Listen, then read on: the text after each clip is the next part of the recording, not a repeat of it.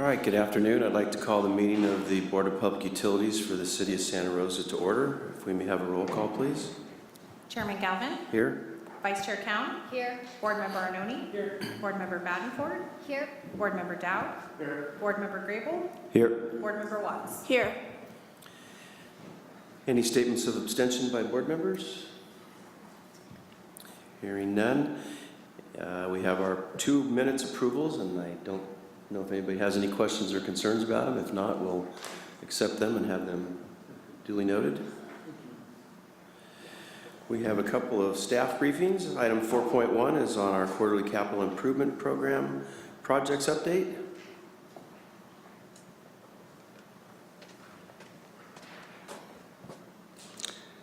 Good afternoon. Let's see.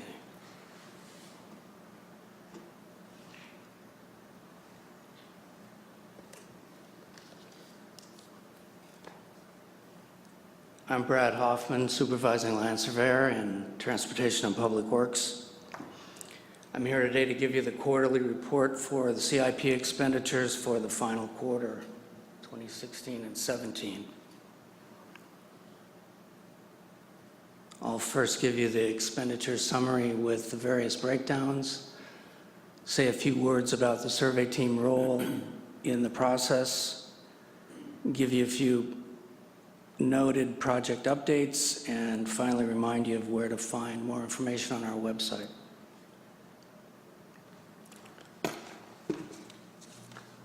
As the slide shows, we spent 3.7 in local sewer and water. This is different than the slide that I have, I apologize. And the Laguna treatment plant with 1 million and local sewer and water at 2 million. I have a slide that refers to more of the transportation side as well. The remaining categories are probably typical of this report. A little about the survey team. Typically, these reports are given by one of the 4 supervising engineers in capital project engineering who give updates on their own team's projects. But as surveyors, we're involved with most of the projects from the beginning.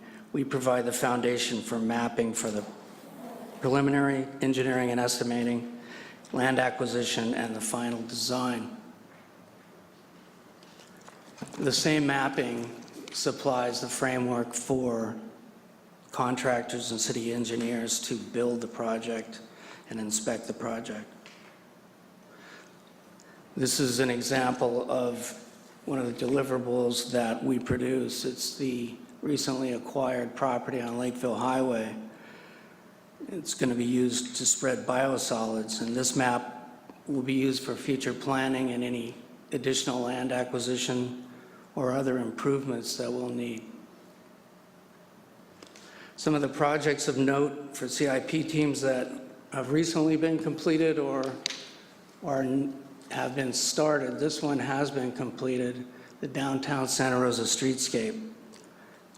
It made pedestrian improvements, including lighting, street trees, bike lanes, and pedestrian delineation on 3rd Street between B and Morgan on one of the locations, and then the second location was a traffic signal at Santa Rosa Ave and Mill Street.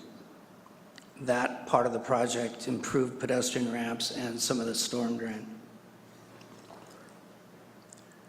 Finley Avenue sewer improvements recently completed. It replaced existing 6-inch sewer main with an 8-inch and redirected flows from Old Town Trunk to Cleveland. It included water service improvements and the installation of 2 commercial fire hydrants. After all the underground was completed, the road was completely reconstructed. The accessibility alterations at Skyhawk Park also completed. It removed and reconstructed existing pathways to maintain compliance with ADA, Americans with Disabilities Act. The accessible routes were improved for the playground and the soccer field, in the same footprint as the existing pathways. The Neighborhood Streets Initiative and Roseland Street Overlay has begun. This is a $2.4 million project. Its overall length of approximately 2.3 miles on selected city streets. The proposed improvements include complete reconstruction to simple overlay, and 73 curb ramps within the project limits will be upgraded to ADA standards. The slurry seal of 2017 has completed. This applied about a 1/4 inch of liquid asphalt and sand that improved the skid resistance and corrected minor cracking and prevents water intrusion. The Mohawk Lift Station and Force Main Realignment Phase 2 is due to start next month. It's a $2.3 million project. It replaces antiquated sewer and water mains in Yuma, Sioux, and Mohawk streets. And it'll remove approximately 70 homes from the Mohawk Lift Station's sewer shed. After all the underground is complete, streets will be reconstructed. In addition, the Mohawk Lift Station will be upgraded to replace the wet well and install new, more efficient pumps. And for more information on our projects, you can go to our website at srcity.org/CIP. If there's any questions, I'll try to answer them. Thank you, Mr. Hoffman. Any questions by any board members? Great, thank you for the update, Sure. And we'll look forward to getting continued quarterly updates from you. Thank you. Thanks. Item 4.2 is the Proposition 1 grant application regarding our freeway well.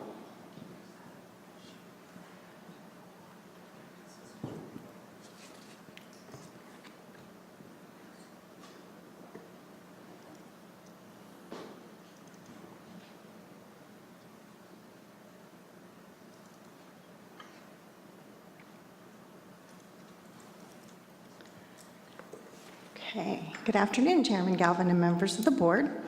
I'm here along with Colin Close, our Senior Water Resources Planner, to provide an update on a grant opportunity that we have through the State Water Resources Control Board related to what we commonly call our freeway well.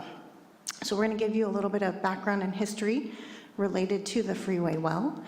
And then Colin's going to talk about the grant application that we will be submitting to the State Water Board. So just to give the board some history, some of you may remember the freeway well, and for some of you, this may be the first time that you're hearing about this. The freeway well is a well that the city has that was built in 1957. It's a relatively deep well, a little over 800 feet deep, and it's located basically on this little sliver of land right west of Highway 101 on Cleveland and Ridgeway. And there's a wellhead and a little pump house there. It was a really great production well for the city of Santa Rosa. It had the capacity to produce up to 2,000 gallons per minute, and on average, we ran it at about 800 gallons per minute, and it operated for approximately 30 years until the mid-1980s. During some routine testing, there was contamination that was found in the freeway well. It was volatile organic compounds, or TCE, trichloroethylene, I believe, was found in the well, and we halted production. And then we continued to do some testing, worked with what was called the Department of Public Health at that time, and eventually they asked that the freeway well be completely disconnected from the city's system in 1994. The asset, the well, has been offline since the detection in the 80s and continues to be offline to this day. There were a number of responsible parties identified for the contamination. However, the original responsible parties that were identified when the contamination was identified are out of business and completely bankrupt. And the only responsible party that is still in the vicinity and has a cleanup going is the Southern Pacific Railroad. Oh, sorry, I was ahead of myself on the slides. Along the way, the city has had multiple discussions with the regional board as well as internal discussions. We've done a number of analysis with consultants trying to determine how we could mitigate the loss of this asset, how we could pressure the regional board to ensure a faster cleanup. A lot of discussions, and it's really been a very complicated issue. So not only is there the main contamination, but in the area, there's a number of other releases. And in recent discussions with regional board staff, they kind of say it's pretty much a hot soup down there. So there are a number of issues in the area, and they really don't have a good understanding of all of the issues. They don't have a good real handle on the plume that they have identified and the TCE plume. And so it's something that really has been a quandary for the city to try and figure out how we can try and recuperate anything for this asset. As I mentioned, there have been multiple meetings with the regional board over the years. We've had a lot of discussions with the city attorney's office. It really is a very complex problem. It's really hard to pinpoint exactly who caused the issue, where the contamination is from. We've thought about, well, could we get into the cleanup business? That's not something that the city is interested in at all. We didn't cause the contamination. We don't think we should become into the treatment business. And also, we know that this is a great area where there's water production. In 1997, Miles Ferris, our couple previous directors now, did send a letter to the regional board demanding some kind of action to mitigate for this loss. Again, we continue to meet, we've continued to have discussions, but there really hasn't been a simple solution. And so we've really thought about this long and hard, and then we recognized through Prop 1 that there was an opportunity for some grant funding related to groundwater cleanup activities. And so we thought, well, should we really look at this?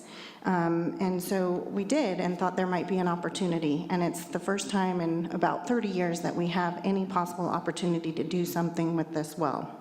And so I'm going to turn it over to Colin, and he's going to walk you through the groundwater grant program and what we're proposing as a project for grant funding. Thank you. So as Deputy Director Burke mentioned in the very beginning in the little summary slide, we did do a pre-application for this grant, so this will be about the final application. The state has set aside about $800 million for groundwater cleanup work, with about $80 million on planning projects. This would be a planning project, so this would be feasibility study, if you would. It can be up to $1 million per project. I'll talk a little bit more about what we're asking for in a moment. And it does require a 50% match. That can be in kind and or cash. And so we're proposing a combination. And it's a competitive bid process, and it could lead to funding later for the implementation piece. And the state, as Deputy Director Burke mentioned, the state has been in conversation with us for quite some time, and they're very interested in us submitting this application. So the pre-application was submitted in July of 2016. It did not obligate us to any work, did not obligate us to pursue the matter any further, but it was just to see, was it possible, was it viable would this fit under the parameters of the grant? And so we got word back from the state that it did, and they wanted us to go ahead and submit a final application with more detail. So we are in the process of finalizing that application. It is due on the 31st of this month. It's got a very extensive background piece that's probably 15 or 20 pages, a 20-page scope of work that defines things, a very detailed description of staff qualifications. So it's a pretty intensive application packet that we're putting together. This is under the city manager's authority to sign as a grant for us to apply for this grant, so we did not need to go to council. That was helpful because the timeline was relatively short. If we are awarded the grant, we will then go back and actually let you know, but also let council know and get authority to appropriate those funds. So council will become aware of that should we receive that grant. And we've also clarified with them that if we receive the grant and we do a feasibility study, we're under no obligation to do further work. So this is a great opportunity for us to really study the feasibility of this area without being obligated to do more. It does give us an opportunity to work with these partners, the Regional Board and Department of Drinking Water, to really characterize this area, to learn more, to gather all the existing information and do some additional research around the area. So part of it will be looking at the feasibility of treatment. Treatment could be anything from cap and abandon that well appropriately to the possibility of treating well at wellhead. We don't think we want to get in that business. We don't think it's going to be feasible for us, but the feasibility study will look at that range of opportunities. And it will provide a tremendous amount of information about the region and the plume. So what's being proposed is that there be a site assessment, so that's a review of records, gathering quite a bit of data, compiling all of that. It also is characterizing the site itself, that piece of property, and doing a test boring with 3 nested wells, one at 90 feet, one at 200, one at 800 feet, to better understand the aquifer or aquifers in that section and how intense the contamination is at different levels and whether or not there is an interconnection between those other than being provided by wells. Wells may be one way that contamination is migrating, so it's to better understand that. And then to do a feasibility of available technology and what possibly we might be able to do with that well to move forward. We project the cost is going to be $977,000 with a 50% match. So we've already identified about $71,000 of that match would be staff and some eligible expenses that have already occurred, and about $418,000 in cash that we have in our groundwater development CIP project funds. So we already have the money in our existing budget to move forward with this grant if we are awarded and if we do move forward with that. So at this point, we're happy to take any questions you might have about the history or about the grant proposal or the feasibility study, anything that you might want to ask us. Board member questions? Board member Dowd. Mr. Close, the question I have is, as you get into this, because you're getting some state assistance money, and I support us going ahead with it, it's a shame not to have that high-functioning well produce good water, but is there an off-ramp on this if it looks like things just aren't going to ever work in that area because of contamination, that we can exit the program? Certainly the feasibility study does not obligate us to take any action whatsoever. It does help us study what action we might want to take, and possibly even of just as much value is understanding the plume more thoroughly. If by chance we discover that there is an area that is unaffected by the plume, it may be an area where we could drop a new well without state assistance. They're not going to help us build a well in a clean area, but it could also be used to help us site areas that aren't contaminated. And again, doesn't obligate us to do anything. We may want to go for implementation funds to cap and abandon that well.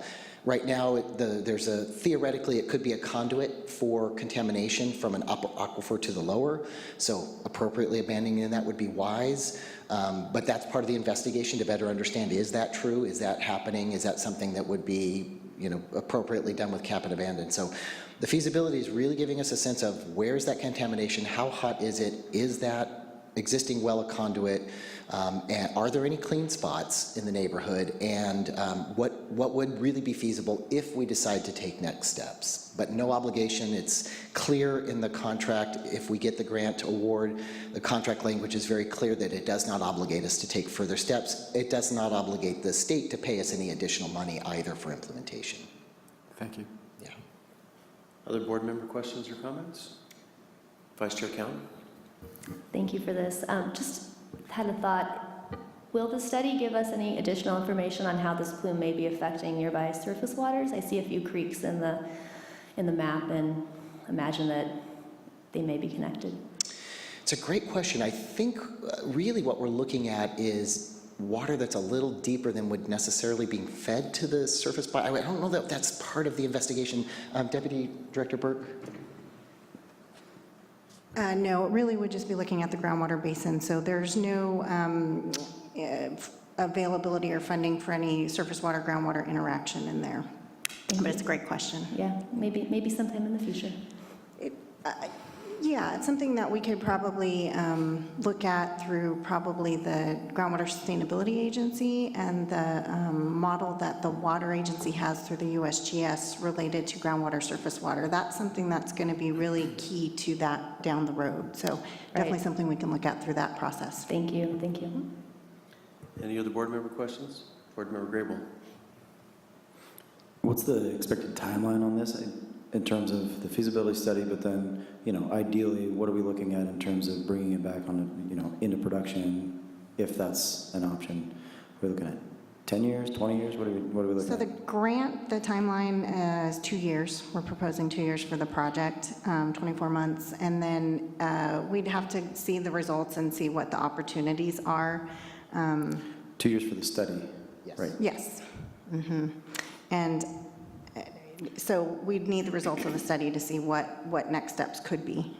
And then the follow-up to that is, when I'm reading this map, help me out, the closed cases, are those where you've previously tested toxicity and then now there is none? Or, because then there's the red, the case open sites on that map. Explain the difference between those two. Sure. So this is information that's from the regional board, and they track where there's contamination spills. And some of these could be as easy as someone noticed someone dumping some, gasoline on their property, and it got reported, and so the regional board knows about it. Case is closed, not an Okay. issue. Others are active remediation sites. Some are sites that they feel that they've done enough work that they've cleaned it up and they consider it to be a closed case, and it's no longer an active remediation. And the metric that we have on how those have affected even a contained aquifer or, through the aquitard, the metric on that is only from the water quality in the well itself, what we get out of it? We'll be doing sampling and analysis to determine what is in there. We'll be looking at all of the cleanup work, the literature, the remediation reports and results from the regional board. So really partnering to do a pretty extensive study search, literature search, but then also doing, as Colin mentioned, that test boring and the nested monitoring well so that we can look at the water quality from those different levels in the aquifer. Can I add? Sure, please. So I just wanted to add as well, the other thing is looking at nearby wells that have been, have had contamination reported in them as well, and looking at sampling those again, and also at monitoring wells that are nearby to see, what happens when, say, the freeway well is pumped during this process and what happens in those wells. So it's a pretty comprehensive look at what's already known as well as collecting new data. Okay, so there are multiple points. Yes. Board Member Arnone. It sounds like a good project. I'm supporting it, but I have a question about the source of the $418,000 in cash that we're going to be putting up for it. Two questions really. Did we budget that amount for this study, or alternatively, are we not doing something else with that money that we were earlier planning on doing? No, we considered that as a possibility that we might be going forward with this, so it was budgeted as part of the overall bigger picture groundwater program fund. Great, thanks. Yep. And it's not preventing us from doing other work. Okay, good, thanks. Board Member Watts. That was my question. Oh, sorry. Great, well, thank you for the report, and we'll look forward to seeing how the feasibility study goes, Thank you. assuming we get it. Great, thank you. We have 4 consent items on the calendar. I move to approve the consent items as stated. Motion by Vice Chair Cowan, seconded by Board Member Dowd to approve all 4 of the consent items. Any discussion? Very good. All in favor? Aye. Aye. Any opposed? Passes unanimously. Thank you.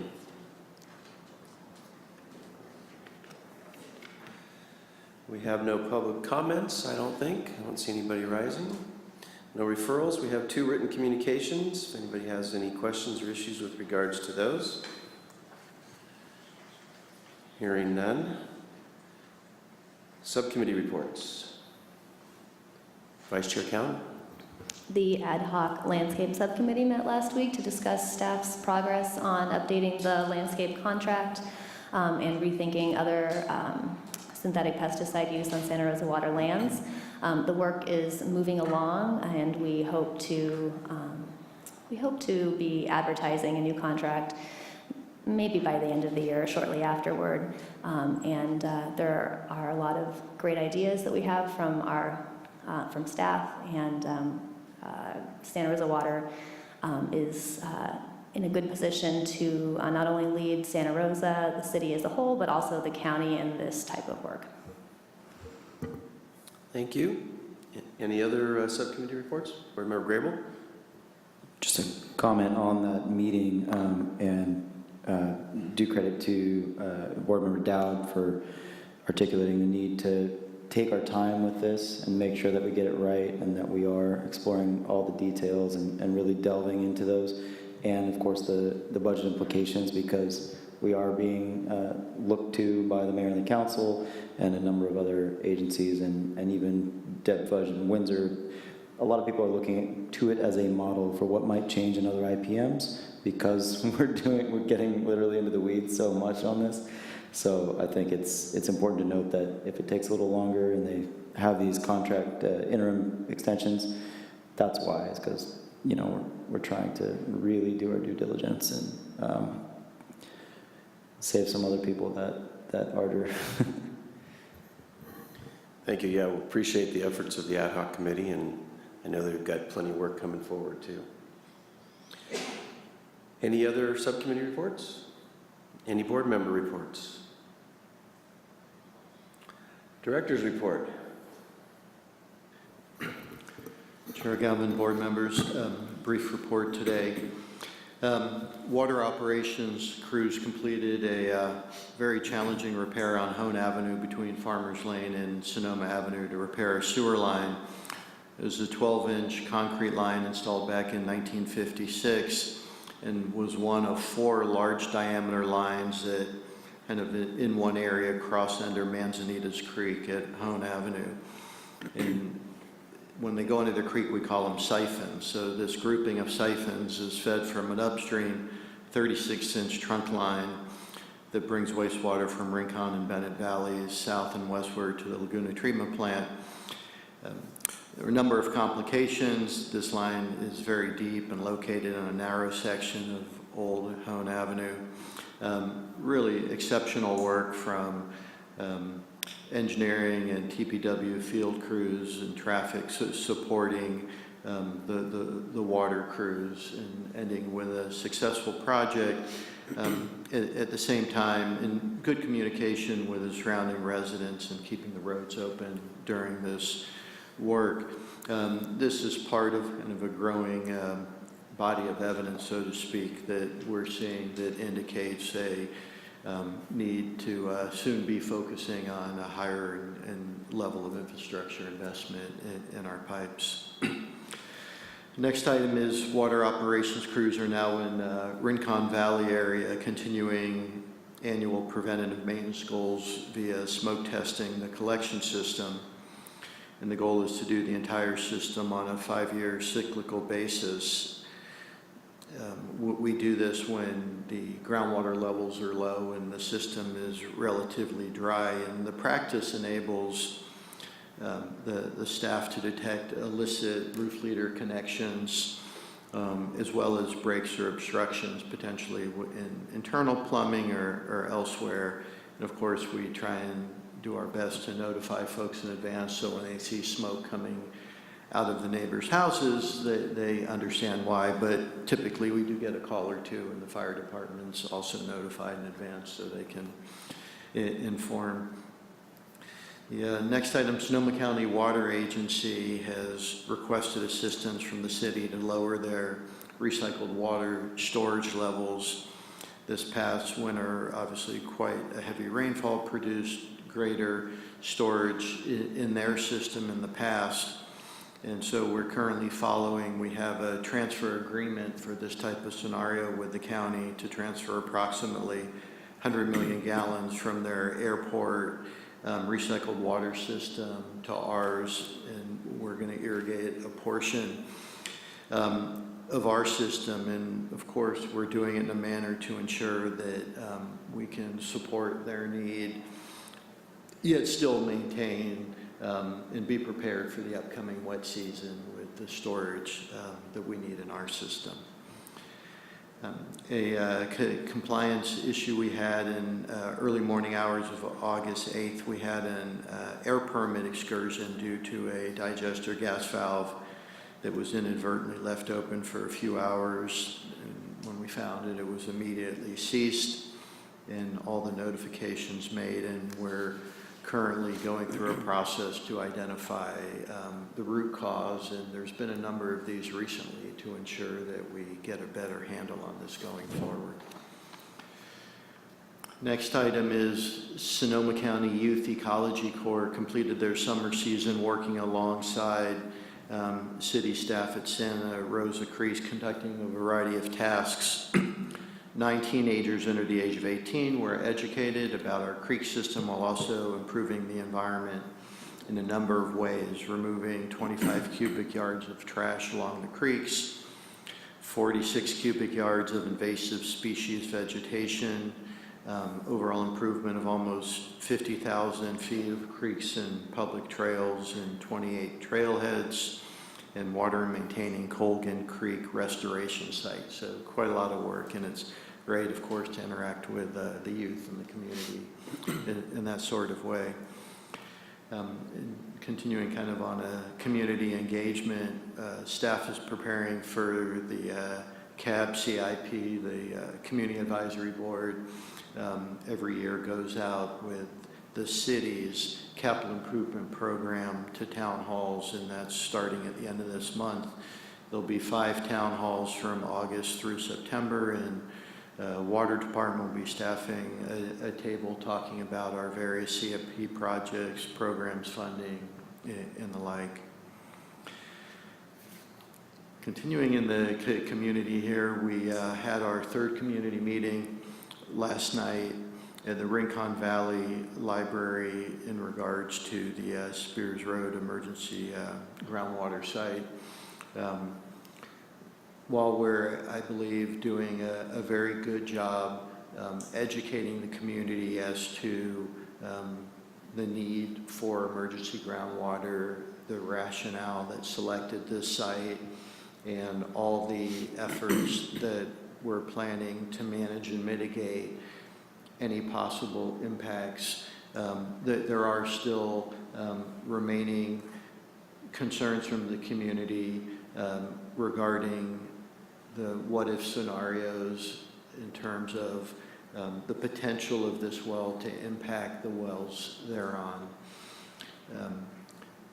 The next step is we're going to be receiving a bit of additional comments we understood from the meeting last night.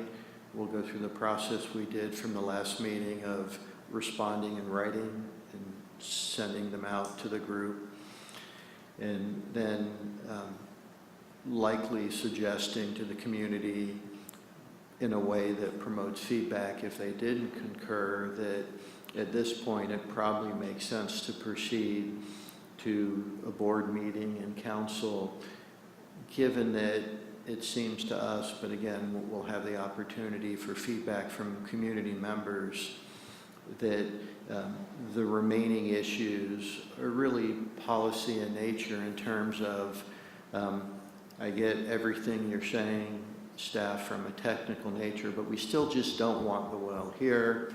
We still prefer you put it somewhere else, and we still have these low probability concerns that this could impact our wells. So more to come on that, but it could be a fairly active meeting at that point. And the last item is I did want to note that the city has an ad hoc infrastructure committee that recently requested a presentation by all the city departments on the state of infrastructure on rather short notice. Staff put together a report, and it was relatively rich in content and significance, and we have scheduled for the next board meeting on the 5th a study session to present what we presented to that committee, to the full board, of course, but also talking about, okay, now that we're looking at this information, having some staff suggestions on next steps and how to proceed further on that. And then lastly, did want to, I said lastly, so this is lastly. Did want to note to the board that this is Sarah's last board meeting as in this role, and she's accepted a promotion with the Housing and Community Services Department and will be recording secretary for the Housing Authority as well. And of course, I'd like to thank Sarah for all her efforts supporting me and the overall BPU. And Gina will be, once again, taking on the duties, and we're still talking about long-term or interim period, but thanks to Gina for taking that on as well. Any questions for the director? I think a round of applause for Sarah. Congratulations on your promotion, and we'll adjourn our meeting in your honor. Thank you very much. We're adjourned.